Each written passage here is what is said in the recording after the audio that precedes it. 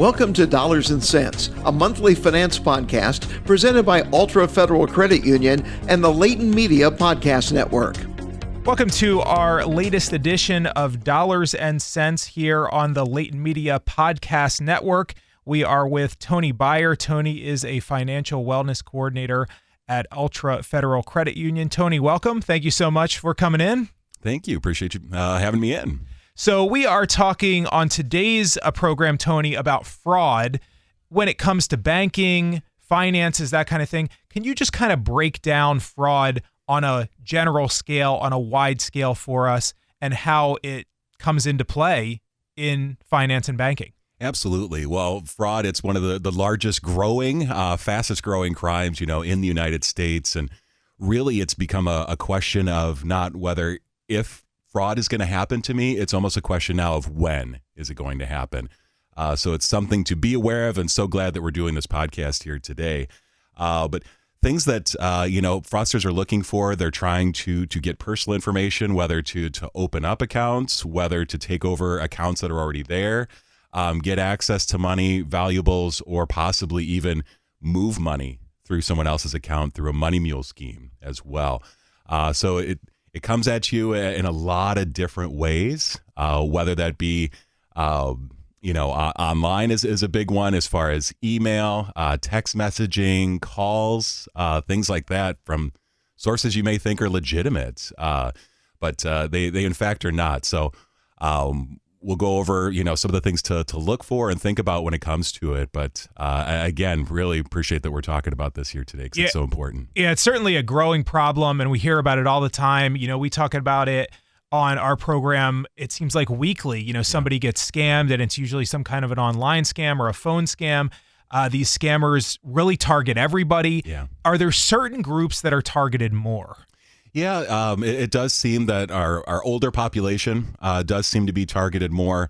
They may not be as tech savvy. They may be a little bit more trusting. Some may be a little bit more isolated and alone.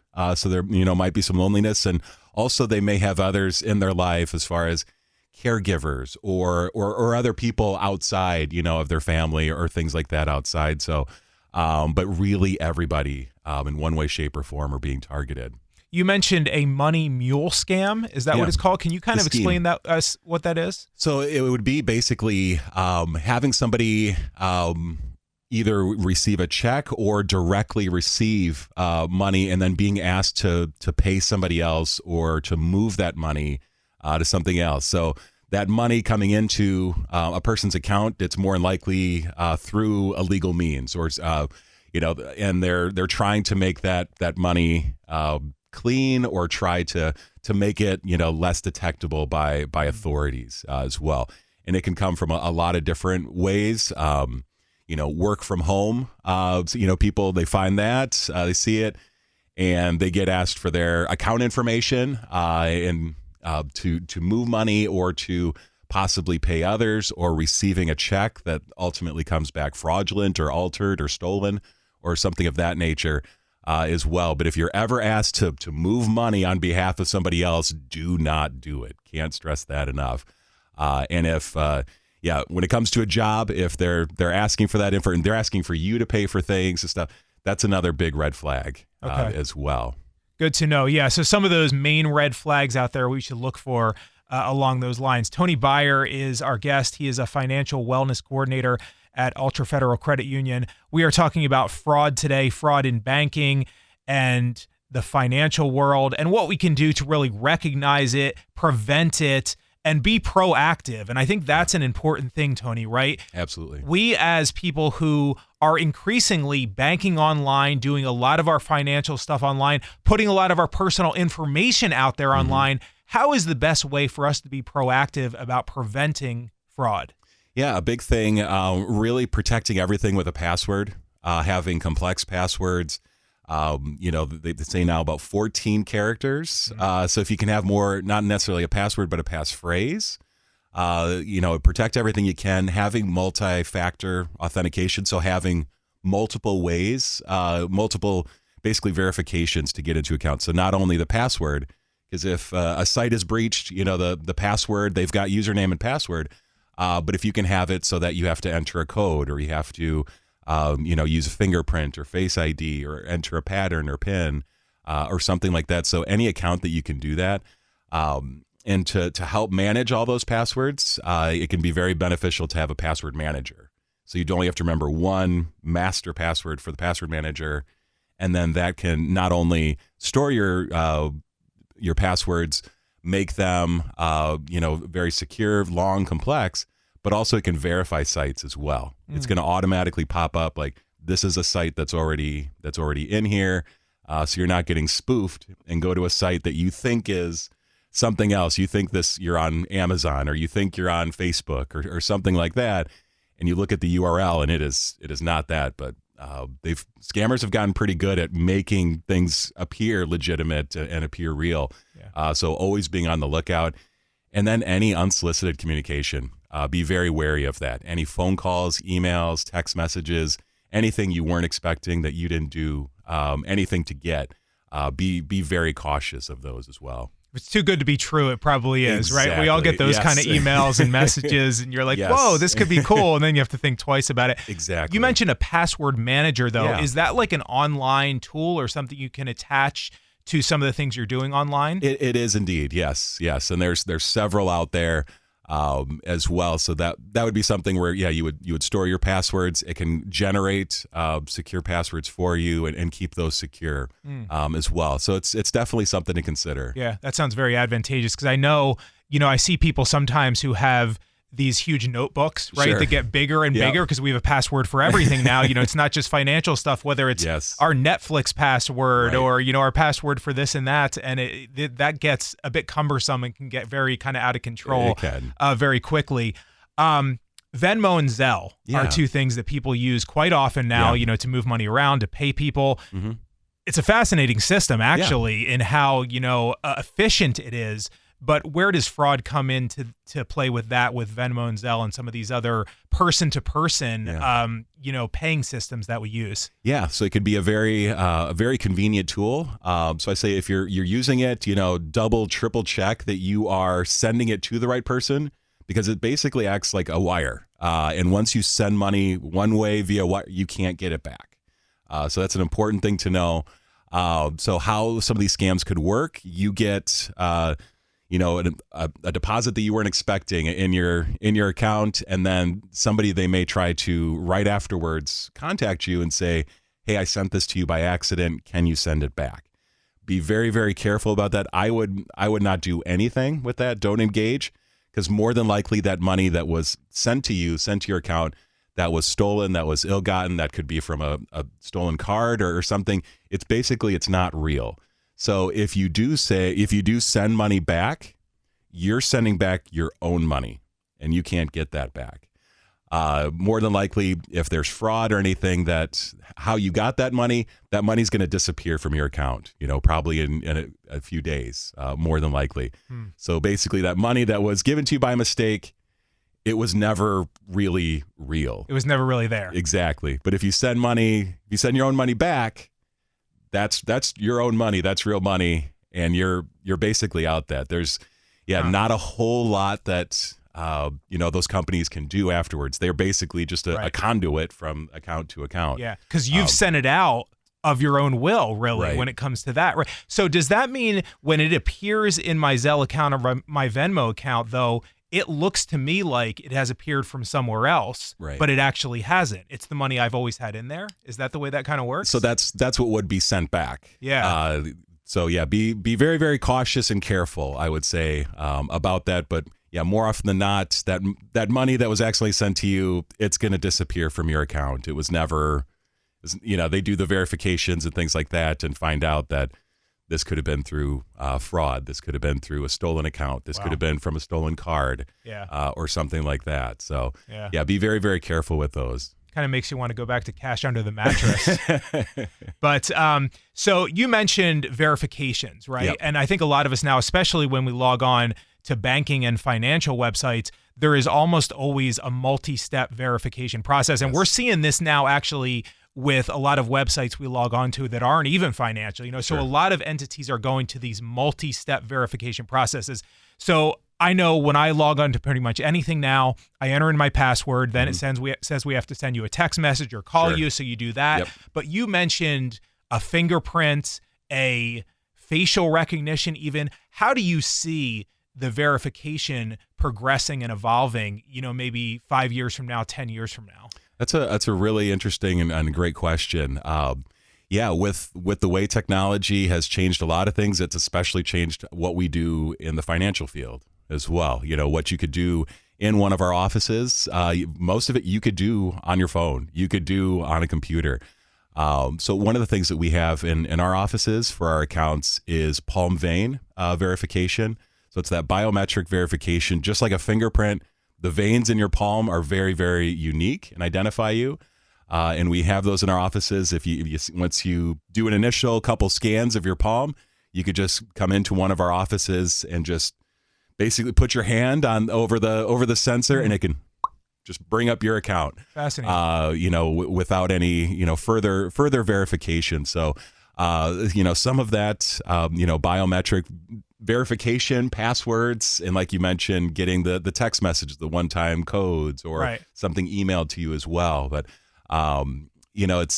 it's going to be interesting to see how all that evolves as well. But you see that as becoming more widespread and kind of progressing and evolving over the next subsequent years, right? I mean, I think it kind of has to, as we continue to do more of this kind of stuff online.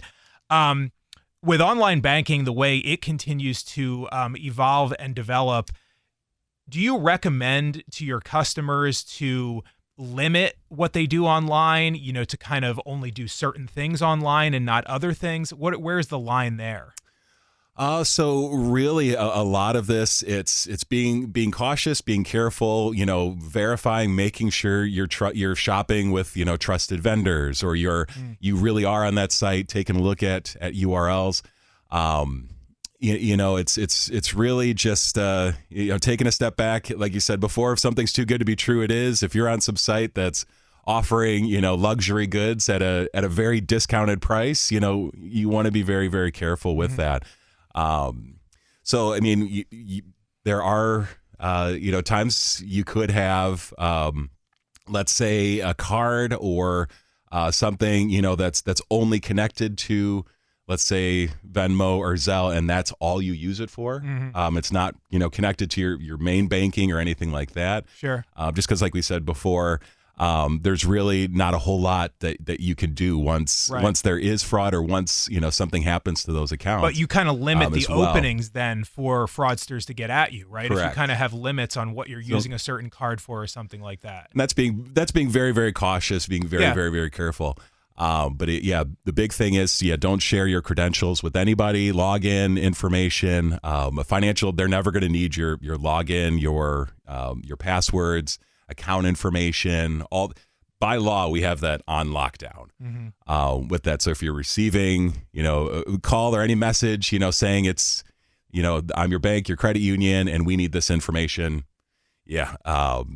Don't use the number that they give you, or don't, click on any links. Don't reply to that. Reach out to your financial institution, and more likely they're going to tell you that this is fraud, that this is not real. What about making ourselves unattractive to fraudsters? Is there any way for us to do that? You mentioned sometimes elderly people get targeted more, and I think we hear about those stories all the time, and unfortunately because they're not tech savvy. But I mean, these fraudsters are out there trying to stay a step ahead of all of this stuff that you guys are doing to try to keep people safe. So is there anything that we can do, as customers, as people who bank online, to make ourselves not attractive to fraudsters? Yeah, that's an interesting question. A lot of these scams, they just use kind of basically like a buckshot approach, and they are just sending it out to anybody and everybody, hoping. So seeing what sticks to the wall, exactly. So to speak, you could be doing everything right, and you could still be, targeted. But again, it's knowing what to look out for. Typically con artists, they rely on impulse decisions. They want you to act quickly, right now, or they,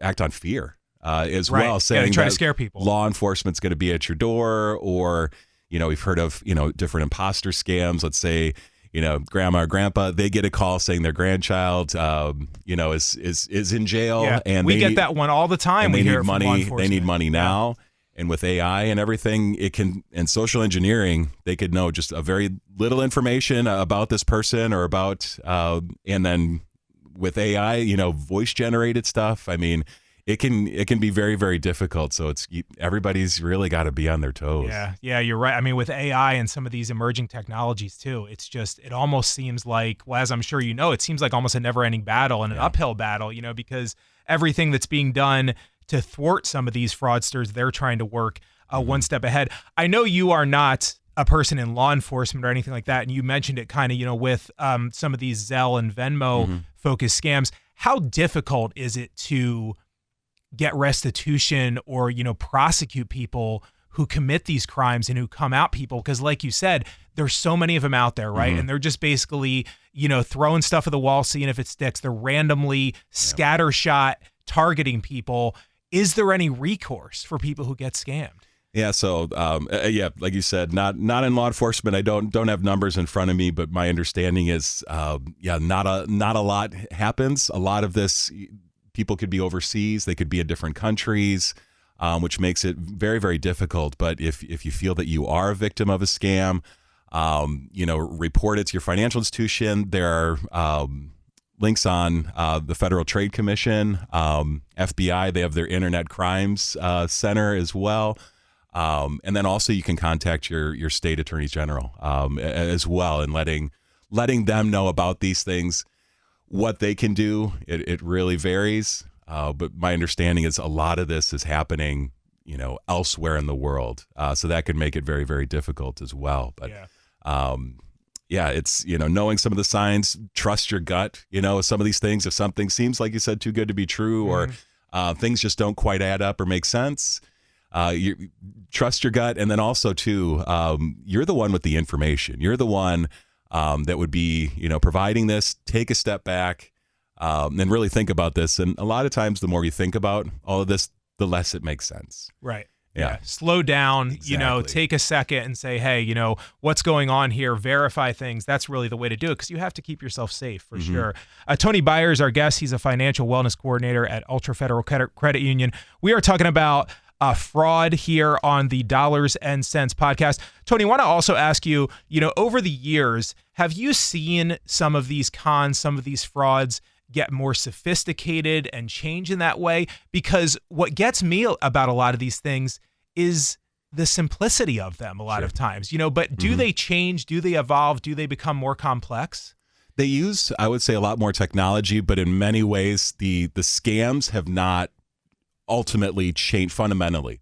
How they deliver them, how they get to people, that has definitely changed. It's not just letters through the mail any longer, or maybe receiving a phone call, saying that you won some international sweepstakes or something like that. That they're able to reach people through email, through social media, through text messages, and so just they can get you in a lot more different ways. But the ultimate goals are the same, and a lot of times, the scam itself hasn't changed all that much. Just the technology portion of it, and how they're able to contact you. Yeah. That's definitely changed. And able to contact a lot more people from a lot farther away, Yes. right? I mean, you can put the information out there, so much, like you said, kind of a buckshot approach, right? I mean, from overseas. And if you target 100 people in a matter of seconds, you're probably going to get a couple on the hook, which is kind of the way that they get people. Unfortunately. Anything else you want to add, Tony? That's kind of all the questions that I had, but anything else we're not hitting on? Yeah, so there are some different things that you can do, some extra layers of protection on your account. So one of the things that you can do with an Altra account is have some sort of password or additional information. So getting that verification, like I mentioned, the palm vein verification, that biometric is another one. There are Visa purchase alerts as well. So you can be alerted to if there's a purchase on your account that's over a certain amount, or any purchase. You can be, alerted and notified as well. Different online banking alerts as well. But there's a lot of help out there. And if you have questions, we're more than happy to help with this, because it is a big topic. And it's you always got to be on your toes because it's growing rapidly, unfortunately. Yeah, it's coming at us fast and furious. Is it advantageous too to have somebody else that you trust on your account to kind of bounce ideas back and forth? Obviously, it has to be somebody you completely trust, but is that advantageous at all? It possibly could be. Yeah. Some of these things, when you think about it in your mind, it makes sense. You tell it to somebody else, and they're like, and you explaining it out loud to somebody, it's like, this doesn't make any sense. Right, yeah. So potentially, if you have, those people, but if there's a scam or something that you've seen, let others know because they may experience it or they may know somebody. So education with a lot of this is key, and just to always be on the lookout. Yeah. And you guys, as, kind of guardians of people's finances, you have to change and evolve with this too, right? Absolutely. Because, if the scammers are changing and evolving, you have to do that too in order to protect your customers. So Absolutely. It's something that is going to continue to progress, and folks like you will, stay on top of it and hopefully try to keep us safe because we're not going back. We're going to continue to do more things online, put more of our personal information out there online, put more of our financial information out there online. And it has its pros and cons, right, Tony? I mean, it's a great way to do things. You can do things so quickly. You can do things so efficiently. But the other side of that is, of course, then our information is out there in the black hole of cyberspace sometimes, and people are looking to pick it off, So that's kind of the way that's going to go. But yeah, so okay, we'll leave it there. Thank you so much, Tony. All right, very informative. Thank you for coming in. That is Tony Beyer. He is a financial wellness coordinator with Altra Federal Credit Union. This is the Dollars and Cents podcast on the Latent Media Podcast Network. We cover everything financial, banking, try to bring you some good information on our monthly podcast. Thank you for joining us, and we'll see you next time. Dollars and Cents is a monthly podcast presented by Altra Federal Credit Union and the Latent Media Podcast Network. Find this and other podcasts on demand at WinonaRadio.com.